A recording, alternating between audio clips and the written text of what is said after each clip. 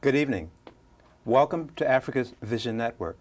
My name is Omar Ashaka. I want to wish our viewers, our regular viewers, Happy New Year, and our new viewers a Happy New Year. Tonight's program is titled An Evening with Princess Ayo, the Storyteller. Our guests are Princess Ayo Duradola. She's also the host of Africa's Vision Network, and I'm sure you've had the chance to be entertained by her presence. We also have with us Tare Abrahams, a student at Temple University. Also, Princess Ayo is a storyteller, and a wonderful one at that. Africa's Vision Network is a program that works with African and African American culture, education, economic empowerment, God's Word, health, and other issues related to the African and African American world. We have an interesting program with Princess Ayo. She'll be talking about her life in Nigeria and her love of storytelling. Princess Ayo was born Carol Ayo Duradola in New York City to a Nigerian prince and African American mother. Her grandfather, Oba, meaning king, was the king of Egbe in Nigeria. Her Royal Highness, Princess Ayo, moved with her family to Nigeria when she was 7 years old because her father wanted to become a doctor and he wanted to practice among his people in Nigeria. In Nigeria, Ayo grew up on the campus of the University of Ibadan? Ibadan. Ayo, tell us a little bit more about how you started writing and a little more about your educational background. Well, first of all, hello everybody that's used to seeing me in that chair. This is so odd to be reversed. And secondly, in case you're wondering, yes, this is my daughter. See the face? Exactly the same. Tare Abrahams, my child. I guess storytelling began for me sitting in Sunday school with my mother. And she was a Sunday school teacher, superintendent of the Sunday school.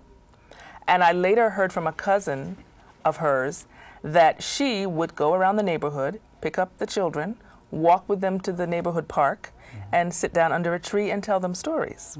So I didn't know that when she was telling me stories.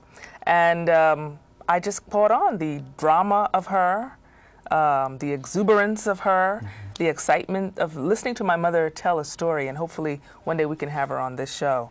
Is, you know, you just are spellbound when she says, let me tell you what happened. And so that began that. But both my parents encouraged me in everything that I seemed to enjoy. So when I looked like I liked playing a piano, I got a toy piano. When I looked like I, you know, was having fun with that paintbrush, I got a whole paint set, you know. So when writing came along, you know, it was just like anything she needs to feed that. And they did that with all four of us. And so I naturally began to write, and they just fed that whole excitement. So by the time I was in high school, that was part of the English class. We had to write stories. And I just loved that part when the English teacher would say, you can write a story, and you can write a narrative, or you can be creative. And I would love that. You were already prepared for that. Well, it sounds like, one thing I want to bring out to our audience, it sounds like your parents were really in tune to their children in trying to guide them and feed their curiosity. Yes. Was that, well, let me ask you this, with you having an African-American mother and your father from Nigeria, what was it like having parents from two different parts of the world? Well, it was probably utopia, which means perfect place. But we thought it was very uncomfortable. Daddy was is a very strong Nigerian man. He's a very strong Yoruba man, deep traditions. Mother is a very strong African American woman, the strongest that the world can imagine when they think about the black woman. That's her. From a father who marched with Martin Luther King, from a grandmother who was half Cherokee. You know, so it was very, very powerful from both ends. Then we were probably being fed with a lot of power, but we just thought it was confusing because Mother would say, well, go off and see that young man. Go ahead, you two, have fun. And my father's culture is, what are you doing? She can't just walk off with that kid. Who is that? You're like, oh, they're just having fun. Well, don't do that. You don't do that in this culture. You know, you have to know who his parents are and where he's from and his background. So it was constant confusion from that very important thing to eating cookies on the bed, which she thought was outrageous. And he was wondering, why are you making a big fuss? It's their bed. So we had that constant confusion. Well, that is really interesting because sometimes people seem to think that two strong people can't be successful. Any comment on that part? I disagree. I think that they were successful. I think the four of us are extremely strong. I think power was fed into us. It was the power to be what you want, the power to be joyful. And I think the both of them, what hung them together through their massive differences in culture was their love of Jesus Christ. Okay. They were both born-again Christians, and they were both evangelical Christians. And they just loved sharing the gospel with anybody who would listen to them. And so they had that love of Christ. And I think that whatever differences that they've had over the now 46 years, because I'm 45, that holds them together. We both love this Jesus, and we both want to share him with anybody we meet on the way. Well, very critical common denominator that will mean success for most people. Let's talk with Tare. You've heard your mom speak. How do you feel at being the grandchild of your grandmother being an African American and your father being a Nigerian? It's different.